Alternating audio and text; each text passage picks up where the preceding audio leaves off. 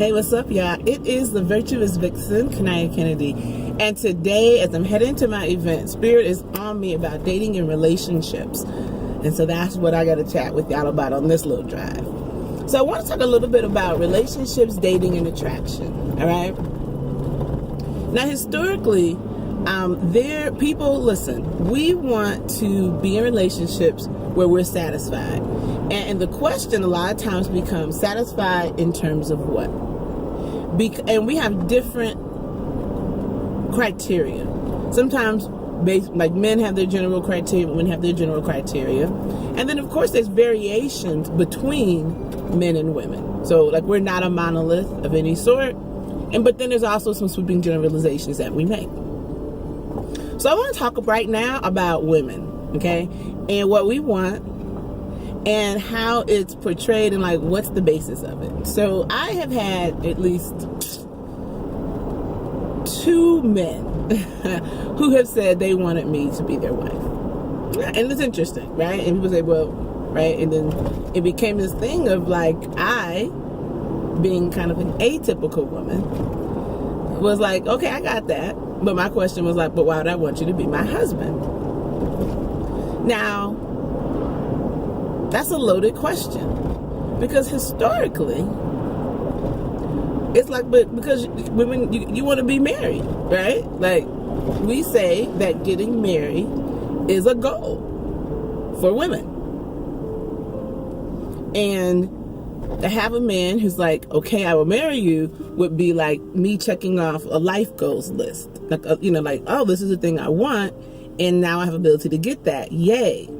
But since I wasn't raised with that as a goal, and what I mean by that, like my mom, by the time I was hitting my teens and puberty, when it was time to kind of make that transition, because I talked about my other video, and I talked about the phases of femininity and how we kind of move through that, we get to this point when we hit puberty and we hit our early 20s, where we're looking at our life purpose, and we've been conditioned, typically trained, to look for a husband to start having kids. But my mom wasn't present during that time period. I was one of her primary caregivers. My father was protecting or providing, as it were. So no one was teaching me that I needed to be getting married and to have that as a feather in my hat, right? In fact, mostly the messaging that I was getting, and what many black women of my age range were getting, was like, you want to go to school, you want to get your career, have your own money so that you can be independent. And ultimately, what our elder women and men wanted for us was choice. Okay? It wasn't about, I don't need a man because we don't want to ever have a man, but it was more, you don't want to have to choose a man based on survival. You want to be able instead to choose him based on character, compatibility, to have choice. Unfortunately, we weren't giving dudes that memo that then they needed to be the guys that we would choose versus the guys that would help us be able to survive day to day. And we were still teaching boys, if we were teaching them anything, about protect and provide, protect and provide. And if you protect and provide, what you're going to get is this woman who's going to be willing to take care of you and service you sexually, etc. So 2 different messages. Within, let's say, the same socioeconomic group, I'll say. Because there are plenty of women who are raised with that mindset.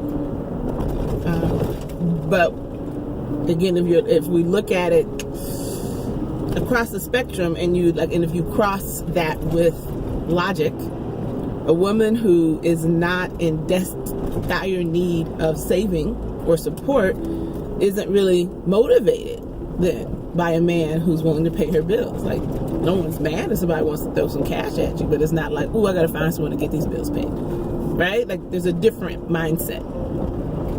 So with our education, with our income freedom, in the black community, it's important to realize, and I was just having this conversation about what feminism meant for black women as opposed to women of other cultures.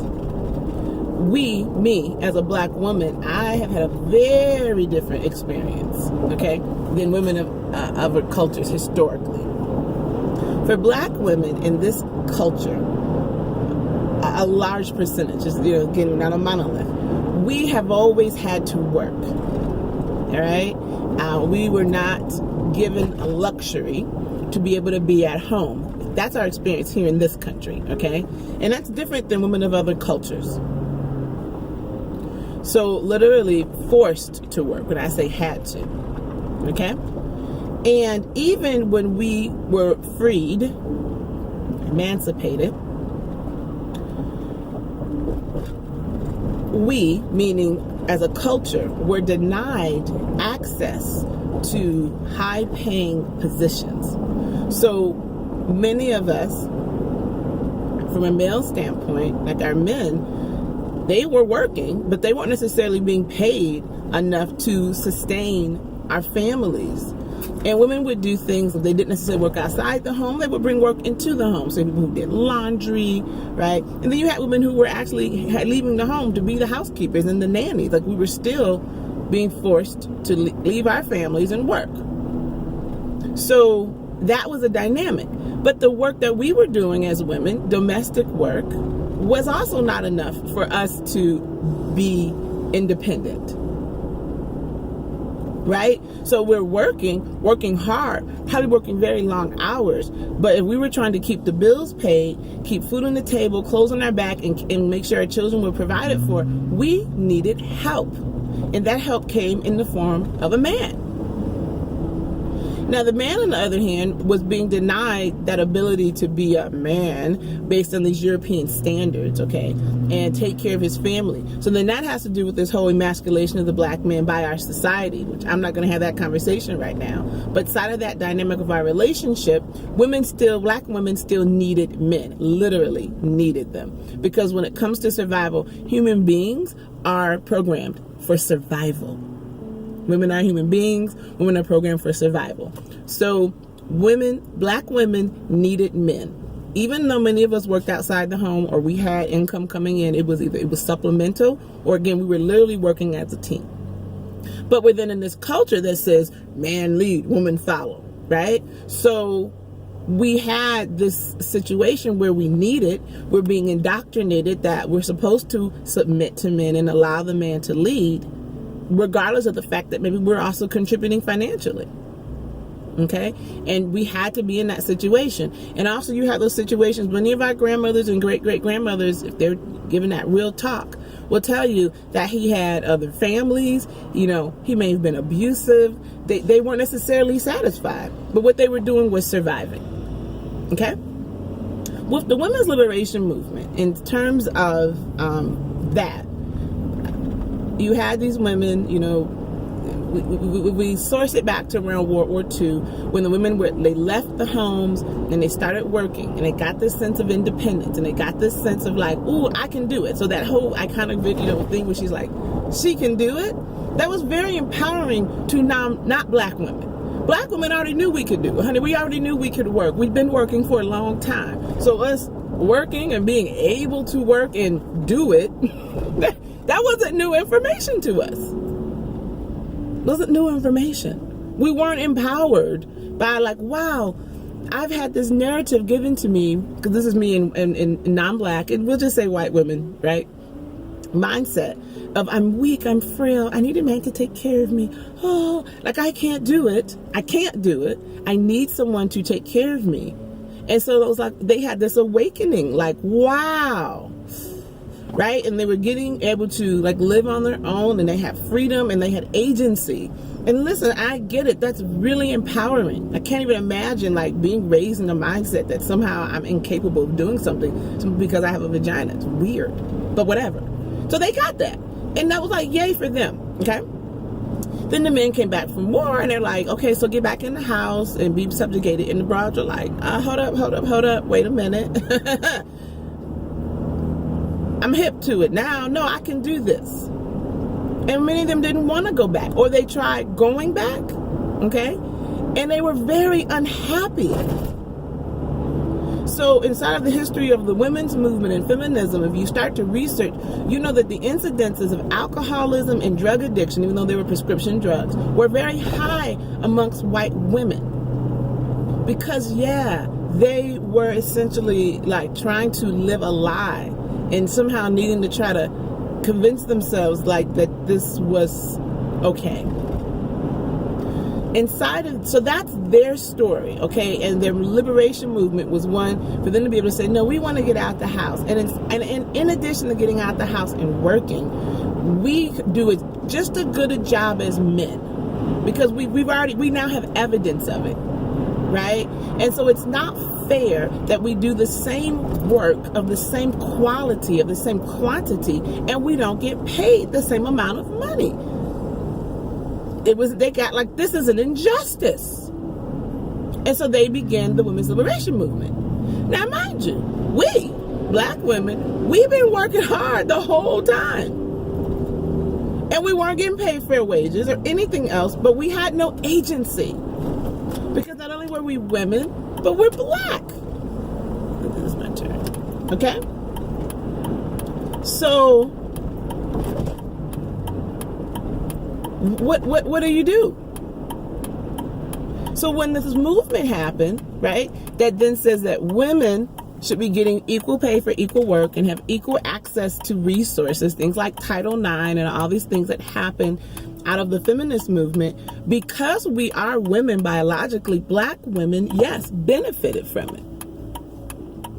The benefit was simply this: choice.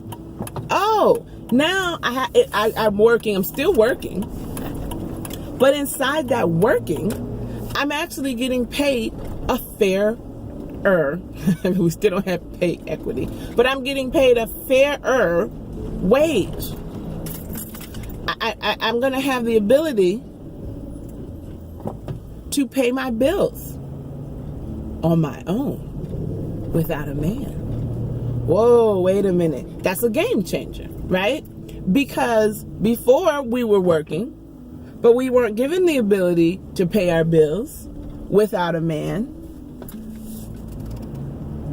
And so we had to keep a man around, even a piece of a man. You guys will hear there's a narrative of like, a man, any man, a piece of a man, because you needed someone to help you keep things going.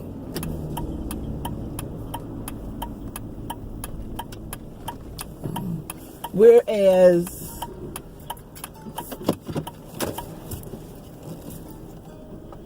now,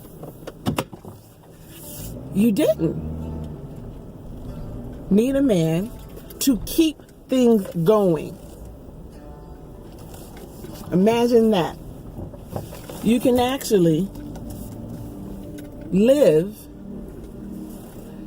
pay your bills, and survive without a dude.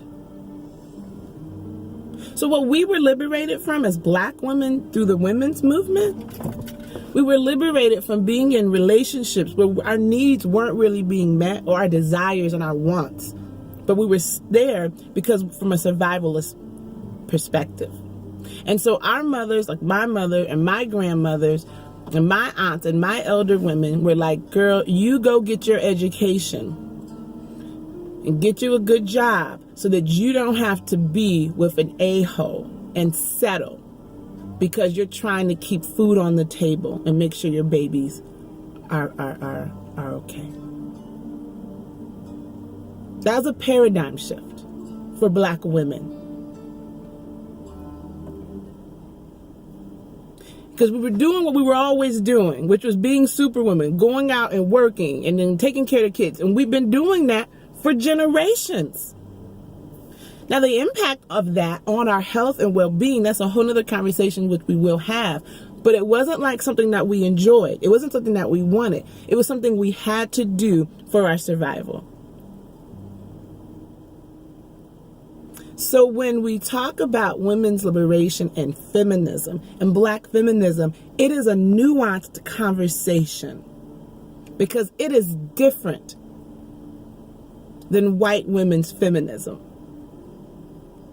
Were they getting choice as well? Yes. But it was first they had to figure out that they were capable, okay? Then they had to go through this trying to do all be all, which again, we've been doing the superwoman thing. You're trying to go to work and take care of home. And then they kind of had this, wait, I'm doing too much.